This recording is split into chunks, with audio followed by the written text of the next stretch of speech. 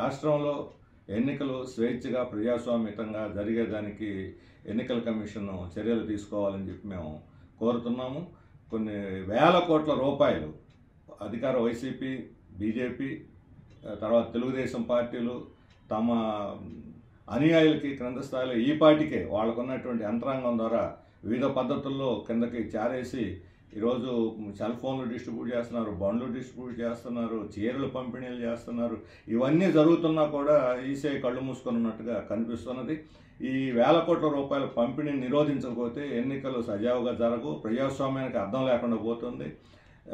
రెండో వైపున ఇటువంటి వాటిని ఇగ్నోర్ చేసి అక్కడ పోల్ ఉంది, ఇక్కడ జెండా ఉంది అనేటువంటి పేరుతో పోలీసులు, ఎన్నికల కమిషన్ అధికారులు హడావుడి చేయటం ఇది చాలా ఆశ్చర్యాన్ని కల్పిస్తుంది. మేము ఈరోజు సివిల్ సొసైటీ వాళ్ళు ఎవరో ఇక్కడ బాలోత్సవ భవన్లో అన్ని రాజకీయ పార్టీలని, ప్రజా సంఘాలని, రైతు కార్మిక సంఘాలని పిలిచి ఇప్పుడున్న ఎన్నికలు ఈ రాజకీయ నేపథ్యంలో వివిధ పార్టీల వైఖరులు వాళ్ళ తెలుసుకోవటానికి వాళ్ళు సివిల్ సొసైటీ ఒక మీటింగ్ ఏర్పాటు చేసింది. దాన్ని జరపడానికి లేదు, అనుమతి తీసుకోవాలని చెప్పని హడావుడి వచ్చి ఇక్కడ పోలీసులు చేశారు. సిపిఎం రాష్ట్ర కార్యాలయం ముందు, మా ప్రైవేట్ ప్రాపర్టీ పార్టీ కార్యాలయం, రాష్ట్ర కార్యాలయం ముందున్న జెండాని, అక్కడ ఉన్న బ్యానర్లని, ఆ పేర్లన్నీ రంగులు పూసేసి ఇంకా మిగతాయి కూడా పైన అక్షరాలు కూడా చెరిపేసేయాలి, మూసేయాలని చెప్పి చెబుతున్నారు. ఇది ఎక్కడ పరిస్థితి ఇంతవరకు ఎప్పుడూ లేదు.